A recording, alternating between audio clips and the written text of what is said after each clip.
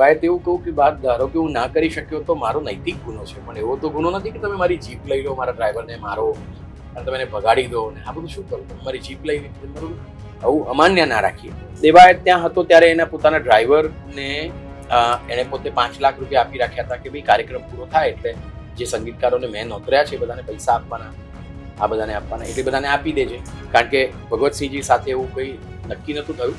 એવું હતું કે ભાઈ પછી હિસાબ કરીને લઈ લઈશું. પીઆઈ ચૌધરીને ભારતનું બંધારણ અને ભારતનો કોઈ કાયદો આ પ્રકારની સત્તા આપતો નથી આરોપીને પસંદ કરવાની અને આરોપીને મૂકી દેવાનું તપાસ પહેલા. પોલીસનું કામ સમાધાન કરવાનું નથી. ગુજરાત હાઈકોર્ટે હમણાં જ કહ્યું કે પૈસાની ઉઘરાણીમાં પોલીસો આગળ પડતો રોલ ભજવે છે, કારણ કે વચ્ચે એમને કટકી મળે છે. સમાધાન કરાવનાર પીઆઈ ચૌધરી કોણ? બકરી કોઈ ઉપાડી જાય તોય ફરિયાદ થાય, ગાય ભેંસ થાય તોય થાય, સાયકલ અને મોટરસાયકલ લઈ જાય તોય થાય. આ તો 20 લાખની ગાડી લઈ ગયા છે.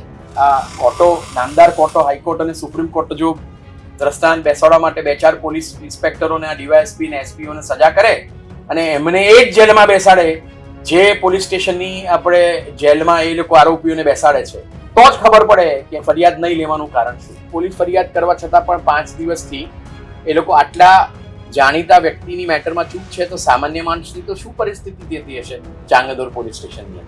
કે તમે અરજીઓ લઈને, અરજીઓ તો મામલતદારોમાં કરવાની હોય, કલેક્ટરમાં કરવાની હોય, અહીંયા તો ફરિયાદ કરવાની હોય. તમે ફરિયાદને અરજીની અંદર કરી અને તમારી જવાબદારી નથી નિભાવતા, એને માટે હવે હાઈકોર્ટ અને સુપ્રીમ કોર્ટે આ લોકોને સજા કરવી જ પડે.